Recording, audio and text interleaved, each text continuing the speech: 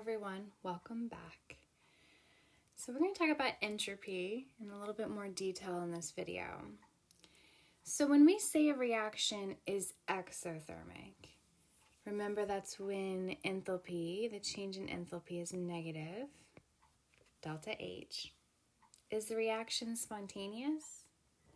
Well, the answer to that question is not necessarily.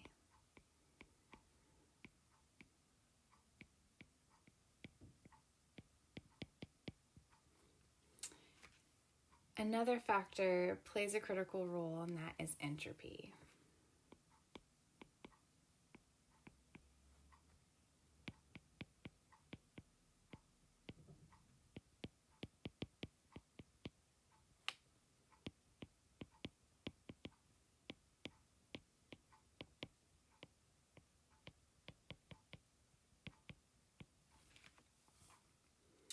So let's look at two different processes that we've discussed before together if you've watched my previous videos and you're taking my course. So if we were to spill a cup of liquid water, which happens all the time at my house with a 4 and a 2-year-old, and let's say we left that water on the floor at room temperature, does the water evaporate? Yeah, it does over time. And is the process of evaporation an endothermic process or exothermic? Correct. When we talked about phase changes, we learned that evaporation is an endothermic process. You must absorb heat to go from a liquid to a gas. Like, for example, if you were putting a pot of water on the stove to boil, to make pasta or rice, for example, you need to turn on the stove, add that heat in order for the boiling to happen, evaporation to occur, to get the water hot enough. So it's not a favorable process, right? But like I said, if we were to spill a cup of liquid water on the floor at room temperature, eventually it would evaporate. And so what happens here is that when the water evaporates, the thermal energy that's contained in those water molecules now spreads out over larger volume. And so you can see here water from a liquid to water of a gas, despite it being an endothermic process based on enthalpy, is actually quite favorable for entropy. Because, once again, that thermal energy contained in those water molecules spreads out over a larger volume. Basically, we have more disorder, more chaos, right? Whenever I introduced entropy before in the past, I've alluded to this concept of entropy. I gave the analogy of my children's playroom. You know, every night I put the toys away, it's all cleaned up and nice, and then first thing in the morning when they wake up, they start emptying bins out and just playing, and it's just the second law of thermodynamics just on display every morning at the Ferris household. So you can think of it that way, right? The universe wants to go towards more disorder for these spontaneous processes. Another example that we've discussed when we learned about solutions together is that salt dissolving in water actually is an endothermic process. It was like slightly endothermic based on the enthalpy. However, we do know that sodium chloride will dissolve in solution. And that's because the energy that was within holding that lattice energy that's holding the sodium chloride crystalline structure together is now spread over a greater volume. Once again, more disorder, more entropy. And that's definitely favorable. That drives that mixing of the solution. So fortunately, entropy, like enthalpy, is a state function.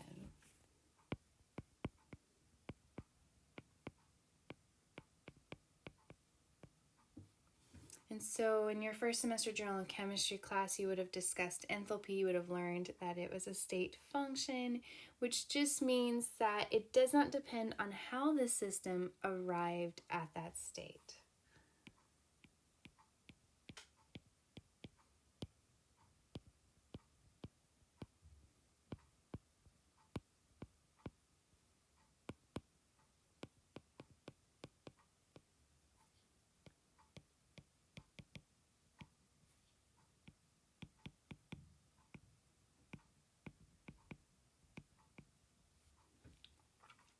All we care about are the initial and final conditions.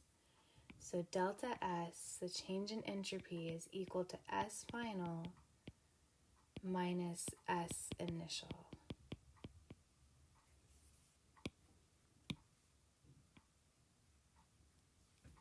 And we'll discuss that a little bit more in a later video as well, how we're going to use that knowledge that entropy is actually a state function. It doesn't matter what pathway it took to get there. We just care about the initial and final conditions. And a chemical system, so we're going to be really focusing on reactions in this chapter because this is a chemistry course. If you go on to take physics, you'll discuss this in greater detail through that type of lens, through a physicist lens. But a chemical system proceeds in a direction that increases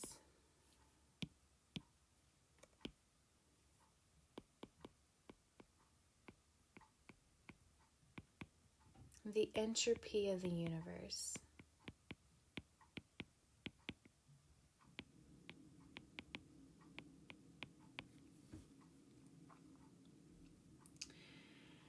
And so, once again, we're always going to be thinking about the second law of thermodynamics. If the entropy of the universe is increasing, then that's a spontaneous process or reaction. Entropy or a reaction proceeds in a direction that has the largest number of energetically equivalent ways to arrange its components.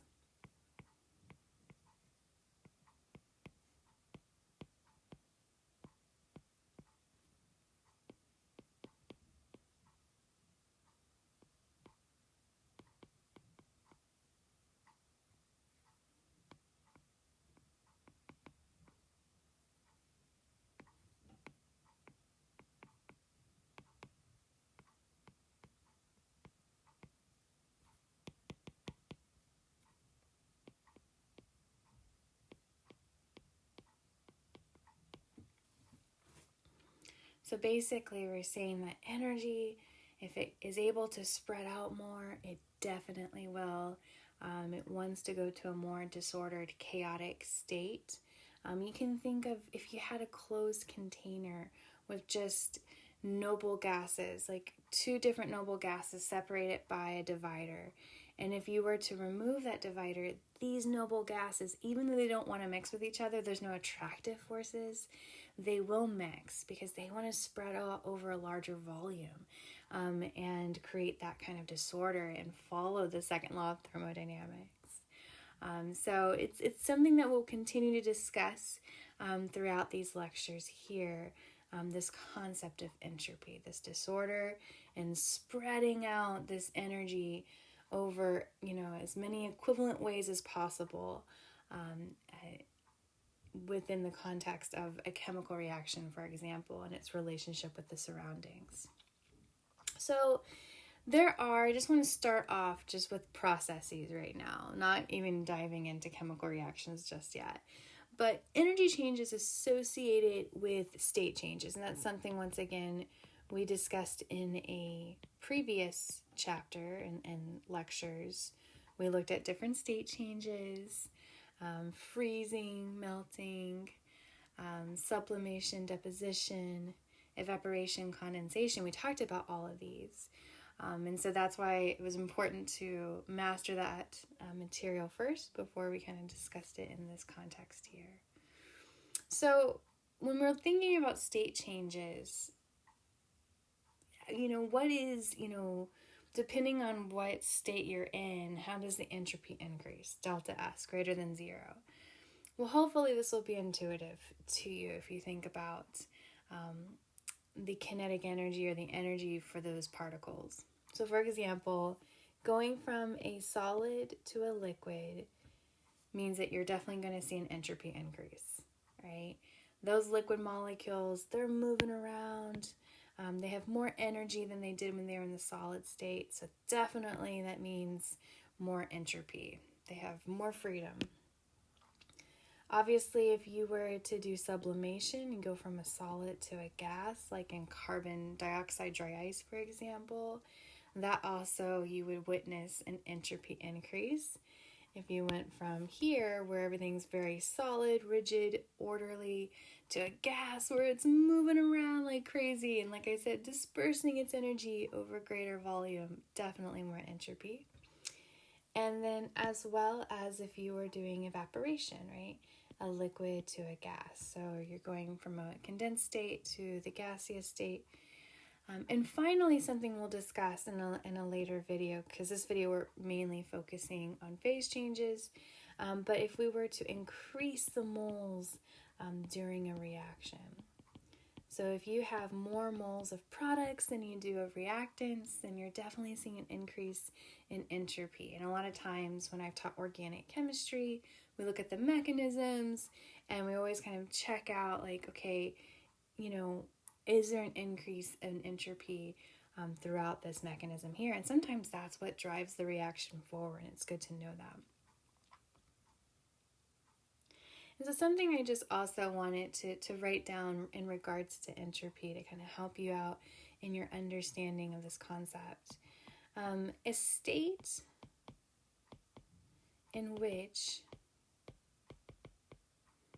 a given amount of energy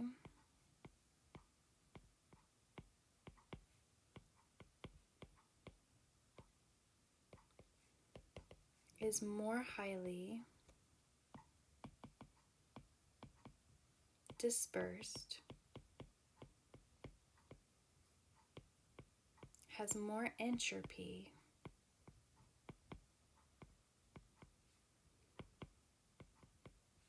than a state in which the same amount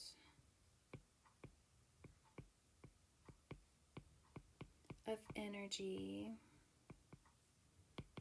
is more highly concentrated.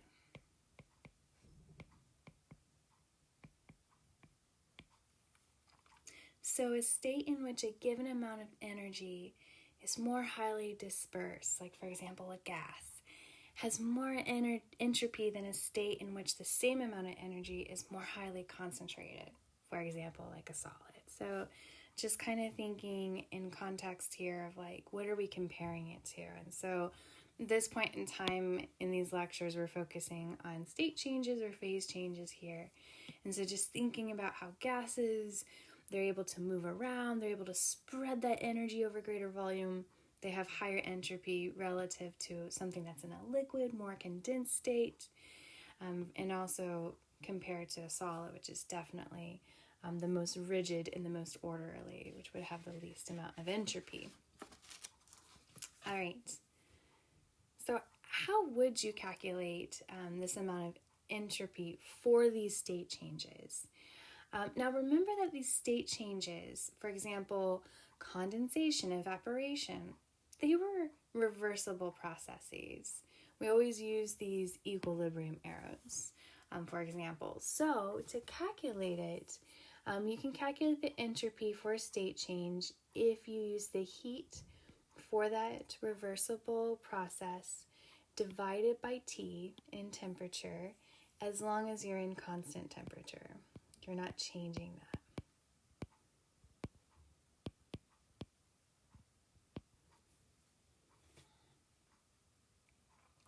And Q reversible just means the heat exchanged with the surroundings.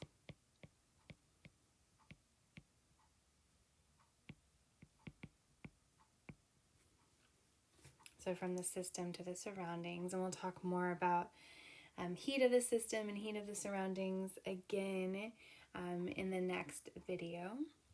Temperature is also in Kelvin here, and the units for entropy are in joules per Kelvin. Sometimes you'll see it in joules per mole Kelvin, and either way is fine, but basically the units are usually in joules. Definitely the temperature is in Kelvin here, so just be mindful of that. Also, just want to define a reverse process. So the reverse direction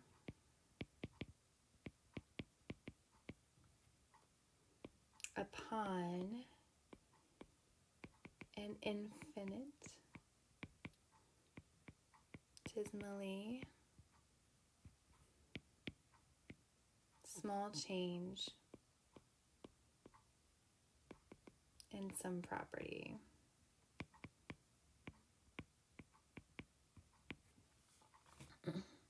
So like I said, we've mainly, like with these reversible processes at constant temperature, we're mainly talking about phase changes here, right? And so in this case here, I'm showing you water from a solid to a liquid. So we're talking about that freezing and melting, right? Going forward is melting, going from a solid to liquid, and going backwards in the reverse direction is the freezing from a liquid to a solid. So going forward, we need to add heat, and going backwards, we need to take away heat. And so the temperature for this process here that we're doing, and we're going to focus on the forward direction here, the melting in this case, the temperature is 0 degrees Celsius, so that's the constant temperature, but remember we're going to add 273 to make sure that we get it in units of Kelvin. And then Q reversible is actually equal to the enthalpy of your system here, as long as you're working in constant pressure. And that's something you would have learned in first semester general chemistry, that Q is equal to delta H, and assuming that you're at constant pressure. Right? And so for this one, we would look up the enthalpy of fusion, since we're talking about melting. And so that's something that on an assessment, I provide that for you. Or if you're working homework problems at home, you need to look up in your textbook. And so for this one, it's 6.02 kilojoules per mole at the freezing point, the melting point. And we want to make sure that it's positive because we have to add that energy. Now, if it's something that it's an exothermic process, then we would have to change that sign from positive to negative. We discussed back in that chapter when we learned about phase changes and quantifying the amount of energy needed for a phase change to occur. We discussed how they're always reported in the literature as positive values, but you have to change it if you have an exothermic process, like freezing, for example. All right, so then if we wanted to calculate the entropy that's taking place here, it would be heat reversible for this phase change process is equal to, let's just say we have 1 mole of water that we're working with here, times 6.02 kilojoules per mole, divided by 273 Kelvin, because we're working at constant temperature. You would get 0.0221 kilojoules per Kelvin, because the moles cancels out, and multiply that by 1,000, that's 22.1 joules per Kelvin. So usually these entropy changes are relatively small numbers compared to enthalpy and Gibbs free energy when we learn about Gibbs free energy together in a later video. So that's why they're generally reported in joules rather than kilojoules. But always be mindful of what units you're in. I think that's the trickiest part for thermodynamics that you're learning in a second semester general chemistry course is just making sure that everything's in the appropriate units, so that does not mess up any kind of math or create any algebra errors for you later on. So also check yourself, a positive delta S, does this make sense considering the process? And yes, hopefully it does. That delta S is positive because we just learned that when you go from a solid, so as expected, as you go from a solid to a liquid, right? So we just proved that when we go from a solid to liquid, once again, we're focusing on the forward direction, we're melting. That energy that was kind of stored up in that really condensed orderly state is now able to spread over a greater volume now that it's in the liquid state. And so we would expect a positive entropy change of that 22.1 joules per Kelvin. Let's work another example problem together. Now in this question here, it says to calculate the change in entropy that occurs in a system when you have 1 mole of dimethyl ether condenses. And that's really important that we pay attention to any vocabulary that gives us clues in a word problem. So condensation's taking place here, and it's down at its normal boiling point of 34.6 degrees Celsius. Remember that normal just means it's at a pressure of 1 atmosphere, and so we're working under constant pressure here. So I like to write down the equation. So the diethyl ether originally was in the gas form, and it's condensing into the liquid. And we do know that this is a reversible process, but we're really just focusing on the forward direction here, the condensation. Now, condensation, is this an endothermic or exothermic process? Good, it's exothermic. Heat energy must be released from the gas particles in order for them to get closer to one another and become a liquid. So, Q reversible is equal to enthalpy, but which enthalpy would you look up? Enthalpy of fusion or enthalpy of vaporization? Definitely enthalpy of vaporization. Condensation is the opposite of vaporization, right? And so you would find that that value is, and this is something, once again, either I provide for you on an assessment or it would be in your textbook. So you would find it to be 2.65 times 10 to the third joules per mole.